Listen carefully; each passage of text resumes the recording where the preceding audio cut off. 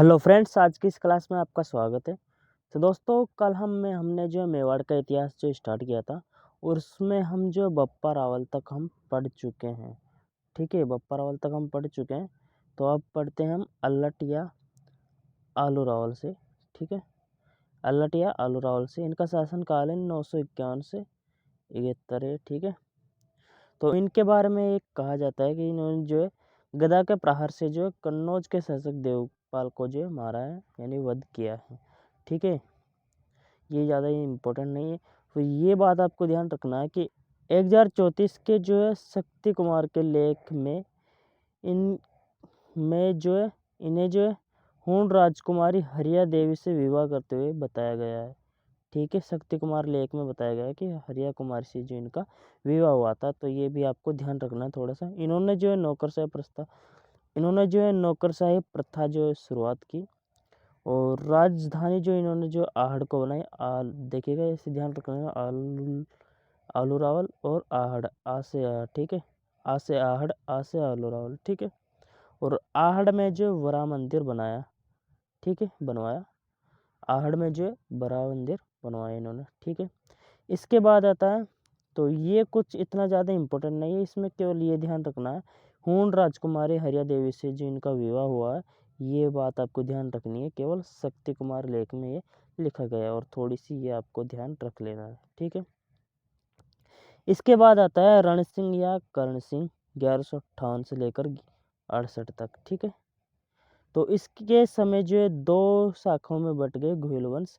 तो ये आपको इतना सा इम्पोर्टेंस ये हो जाता है इसका कि किसके समय जो है मेवाड़ की शाखा मेवाड़ का वंश जो चल रहा था घुइल वंश, दो शाखाओं में बट गया।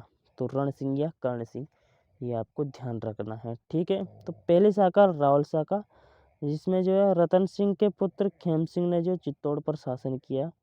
ठीक है, और जो राणा शाखा कहाँ से चली, रण सिंह पुत्र राम ने सिसोदा जो गांव है, यानी उस ठिकाना वहाँ पर जो चला गया, वहाँ सिसोदा में रहने के कारण वे सिसोदिया कहलाए। ठीक है, तो राणा शाखा में जो सिसोदिया रहेंगे और रावल में। ठीक है, रावल में जो है रतन सिंह के पुत्र खेम सिंह ने जो अधिकार किया है चित्तौड़ पर। ठीक है, तो चलते हैं नेक्स्ट पेज की ओर। इसके बाद जो आता है वो है सामंत सिंह। इनका शासनकाल माना जाता है 1172 से 79। डंगरपुर ख्यात के अनुसार पृथ्वीराज की बहन जो है प्रथा, उनसे जो इन्होंने विवाह किया सामंत सिंह ने जो पृथ्वीराज की बहन से। ठीक है, और तराइन के द्वितीय युद्ध में जो है ये भी मारा गया 1192 में। ठीक है, पृथ्वीराज तृतीय है ये, है ना। ठीक है, इसके बाद आता है इम्पोर्टेंट शासक जिसका नाम है जयत्र सिंह। ये थोड़ा इम्पोर्टेंट है इसमें। ठीक है, तो इसके समय जो इल्तुतमिश का आक्रमण हुआ, उसने जो नागदा को तहस नहस कर दिया था। जयत्र सिंह ने राजधानी चित्तौड़ को बनाई। ठीक है, नागदा को तहस नहस किया था इल्तुतमिश ने। ठीक है, ये आपको ध्यान रखना। और फिर इम्पोर्टेंट एक जो है क्वेश्चन आता है भूताला का युद्ध। ठीक है, आजकल क्या है एग्जाम्स में जो है मेन युद्ध जैसे हल्दी घाटी का युद्ध ये वगैरह नहीं आते, जबकि छोटे मोटे से युद्ध है जिनके बारे में हम कम ही जो चर्चा जिनके बारे में जो हम कम ही जानते हैं, तो इनके बारे में ज़्यादातर पूछा जाता है। जैसे ये पूछ ही ले कि भूताला का युद्ध किन के मध्य हुआ, तो ये हुआ जयत्र सिंह और इल्तुतमिश के मध्य। इसमें जो है जयत्र सिंह विजय हुआ। ठीक है, जैसे जयत्र सिंह और जैसे जय या विजय। ठीक है, किसकी जय हुई, किसकी विजय हुई, जयत्र सिंह की। ठीक है, इसकी युद्ध जानकारी जो है जय सिंह द्वारा निर्मित हम्मीरपद मदेन में जो है मिलती है। ठीक है, ये जय सिंह द्वारा जो है निर्मित है हम्मीरपद मदेन। ठीक है,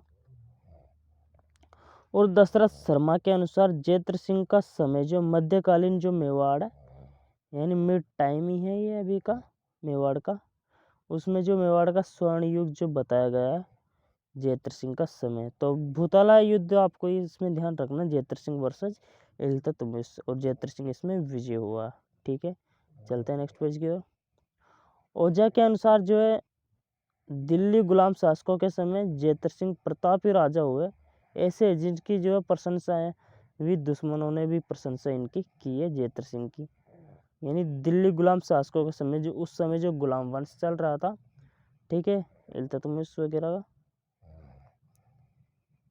इसके बाद आते हैं तेज सिंह 1252 से 73 तक। इन्होंने जो उपाधि धारण की परम भट्टारक और महाराजा धीराज परमेश्वर की जो उपाधि धारण की, ठीक है। इसके समय जो है 1253-54 में गयासुद्दीन बलबन का असफल, ये भी एक असफल आक्रमण जो है हुआ था, ठीक है, मेवाड़ पर। उनके समय 1261 ईस्वी में प्रथम चित्रित ग्रंथ जो श्रावण प्रतिक्रमण सूत्र चूर्णी, ये आपको ध्यान रखना है। प्रथम चित्रित ग्रंथ कौन सा है? श्रावण प्रतिक्रमण सूत्र चूर्णी जो है प्रथम जो है चित्रित ग्रंथ है। ये काफ़ी इंपॉर्टेंट है, इसलिए मैंने अलग लाइन से इसे डिनोट किया है। और समय आप ध्यान रखो तो रख लेना तेज सिंह, वरना ये तो आपको ध्यान रखना है श्रावण प्रतिक्रमण सूत्र चूर्णी, ठीक है। फिर आता है समर सिंह, इनका शासनकाल है 1273 से 1302, ठीक है। इनके बारे में बात आती है कुंभलगढ़ प्रशस्ति में इनके बारे में लिखा गया है, शत्रुओं की शक्ति का अपहर्ता यानी छीनने वाला इन्हें बताया गया है, शत्रुओं की शक्ति को। और आबू के शिलालेख में क्या बताया गया? तुर्की से गुजरात का उद्धारक जो इन्हें बताया गया, ठीक है। और चिरवा शिलालेख में इसे जो शत्रुओं का संहार करने में सिंह के समान बताया। ये आपको इनके बारे में ध्यान रखनी है। तो इतनी सारी जो है आप उपलब्धियाँ कैसे ध्यान रखोगे? देखिएगा इनका नाम इससे स्पष्ट हो रहा है समर सिंह। समर का ये अर्थ, समर का जो मतलब होता है युद्ध होता है, ठीक है। तो आप ऐसे भी ध्यान रख सकते हैं, शत्रुओं की शक्ति का अपहर्ता वगैरह। तो अब नेक्स्ट पेज पर हम चलते हैं। समर सिंह का एक पुत्र कुंभकर्ण जो नेपाल चला गया, ठीक है। समर सिंह का एक पुत्र कुंभकर्ण वो नेपाल चला गया। वहाँ पर जो राणा शाखा की शुरुआत हुई और ये शाखा अभी भी चल रही है वहाँ पे, ठीक है। राणा शाखा जो है प्रारंभ हुई समर सिंह का। तो ये थोड़ी सी इम्पोर्टेंट बात है, ये आपको इसमें ध्यान रखनी है। फिर बात आती है अंतिम शासक रावल शाखा का, वो रावल रतन सिंह 1302 से 1303 ईस्वी, ठीक है। ये है रावल शाखा का अंतिम शासक। इसके बाद जो मेवाड़ में चलेगी सिसोदिया शाखा। इसके समय ही जो मेवाड़ का जो है मेवाड़ में जो चित्तौड़, इसके समय ये जो है अलाउद्दीन खिलजी का जो आक्रमण हुआ और प्रथम शाखा भी जो है इनके समय ही हुआ, ठीक है। तो पहले तो यहाँ पर हमने लिखा है, तो पहले तो हम देखते हैं कि अलाउद्दीन खिलजी ने जो चित्तौड़ पर आक्रमण क्यों किया। तो फर्स्ट जो कारण है वो है कि अलाउद्दीन खिलजी का जो साम्राज्य विस्तार की जो नीति है उसके तहत जो है, यानी कि वो अपने साम्राज्य को बढ़ाना चाहता था, इसलिए जो मेवाड़ पर जो उसने आक्रमण किया, यानी चित्तौड़ पर। दूसरा ये जो कारण है, चित्तौड़ जो है गुजरात मालवा मार्ग में आता है। मैं थोड़ा मैप में आपको बता देता हूँ। ये हमारा रहा राजस्थान,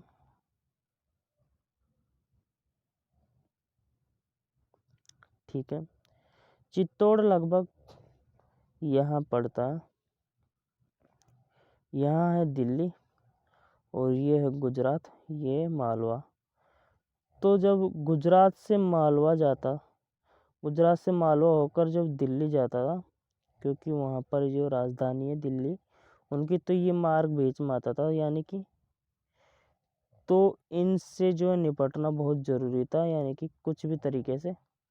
तो इसलिए वो आक्रमण रखता था, इसलिए उसने जो आक्रमण किया। जबकि अकबर ने जो अपना जो है उसने जो अपने रिश्ते बनाए, ठीक है, अकबर ने, जो कि हम आगे पढ़ेंगे उसके बारे में। जबकि इसने जो युद्ध की नीति रखी साम्राज्यवाद के साथ साथ, इसलिए चित्तौड़ यहाँ पड़ता है। देखिएगा रणथंभौर भी यहाँ पड़ेगा और यहाँ पर जालौर सिरोही भी। तो कानड़ देव पर भी आक्रमण इसका होता है, ठीक है। चलते पीछे की ओर।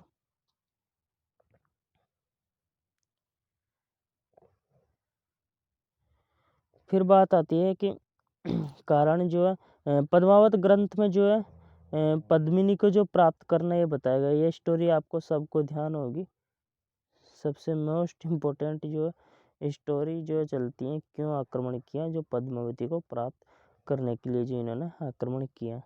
और गुजरात जाते समय एक की सेना से जो इन्होंने टैक्स भी लिया था यहाँ से निकलने के लिए, जैसे टैक्स तो देना ही होता है निकलने के लिए, तो इससे जो है गुस्सा आ गया, इसलिए भी इसने जो है आक्रमण किया।